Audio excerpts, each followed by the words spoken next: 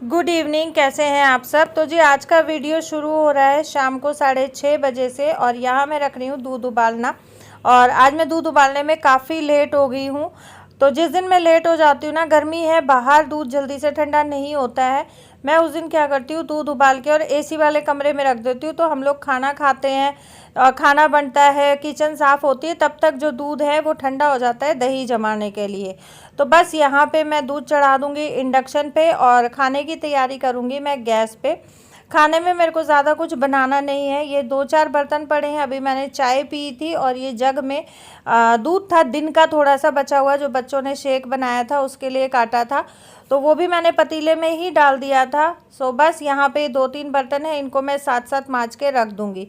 पहले ही 2-3 ग्लास हुए थे तो ये भी मैंने साथ साथ धो के रख दिए थे, प्लेटें हुई थी।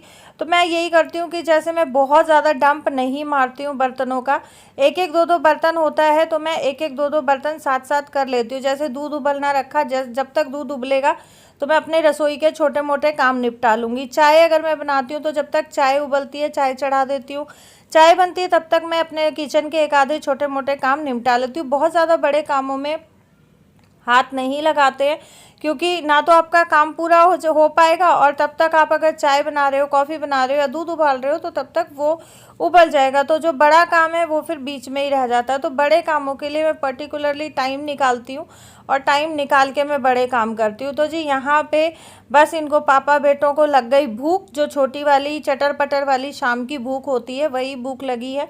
तो यहाँ मैं इन लोगों के लिए काट रही हूँ खरबूजा, और हमारे यहाँ इसको कचरा बोलते हैं, आप लोगों के यहाँ क्या बोलते हैं वो मेरे साथ ज़रूर शेयर करना।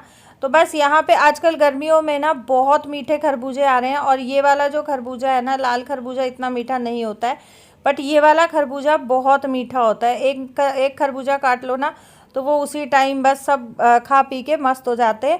तरबूज भी काफ़ी अच्छा आ रहा है, बट तरबूज मेरे घर में कम आता है, क्योंकि ना तो खुशी खाती है ना खुशी के पापा खाते हैं। तो बस तरबूज थोड़ा कम आता है, खरबूजा ज़्यादा आता है। तो बस यहाँ पे मैंने लकी का और लकी के पापा का दे दिया है, और ये रख दिया है मैंने खुशी के लिए, इसी में से एक पीस मैं ले लूँगी।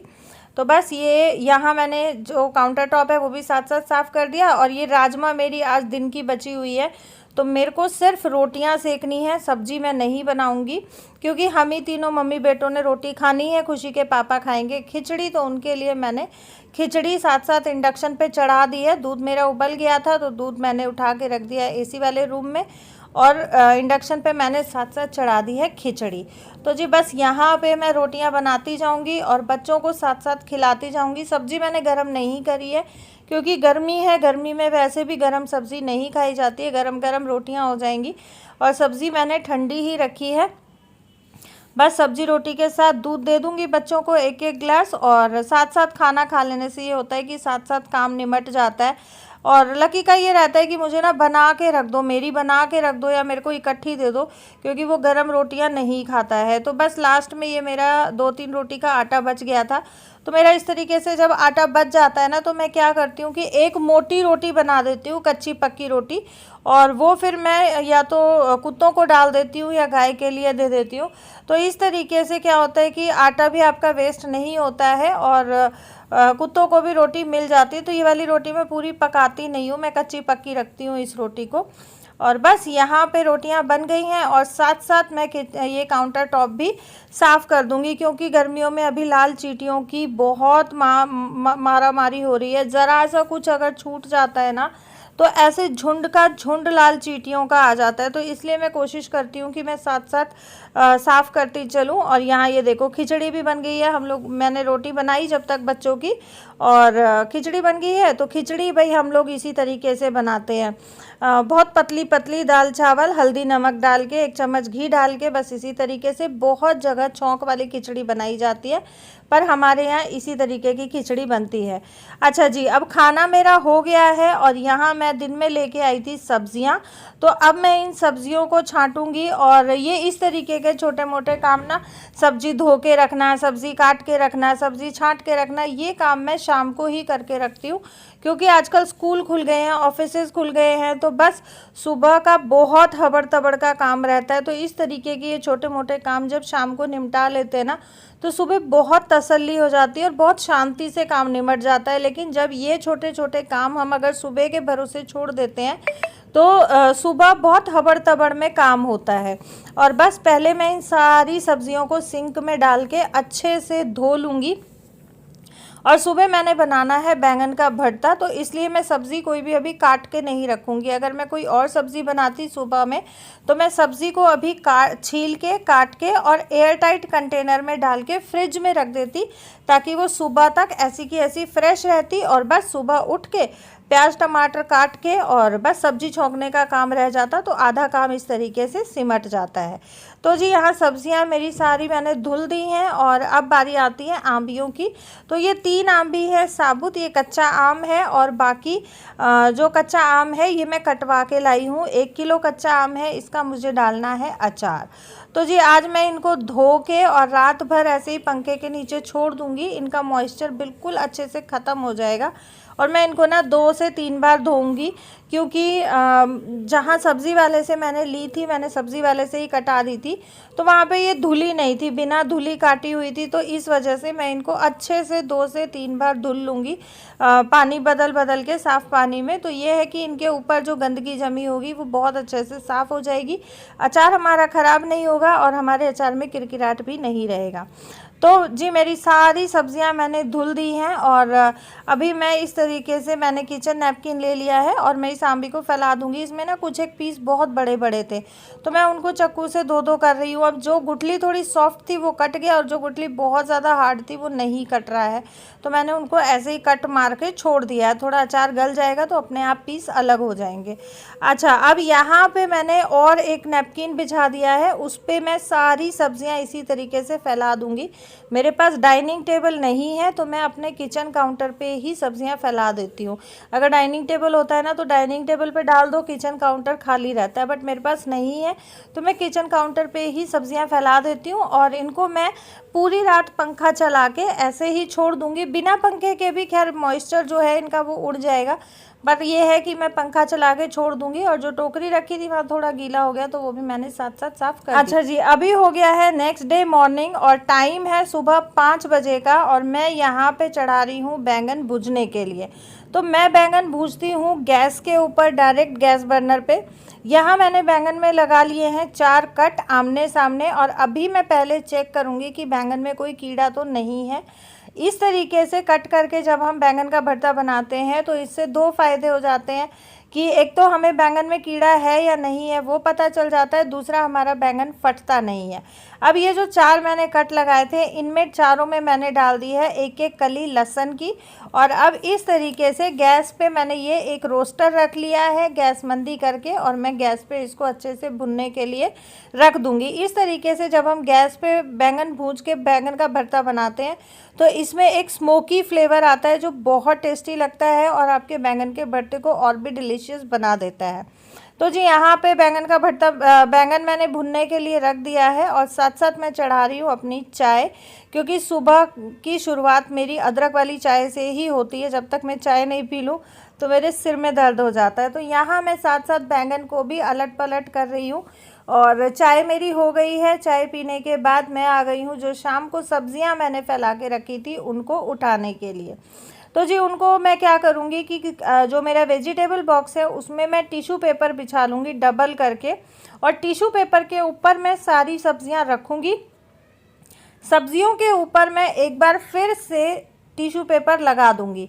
अब अगर आपके पास टिश्यू पेपर नहीं है आप नोटबुक के कागज़ भी रख सकते हैं, आप अखबार भी रख सकते हैं, जो भी जिस भी तरीके का कागज़ आपके पास अवेलेबल है आप वो कागज़ यूज़ कर सकते हैं।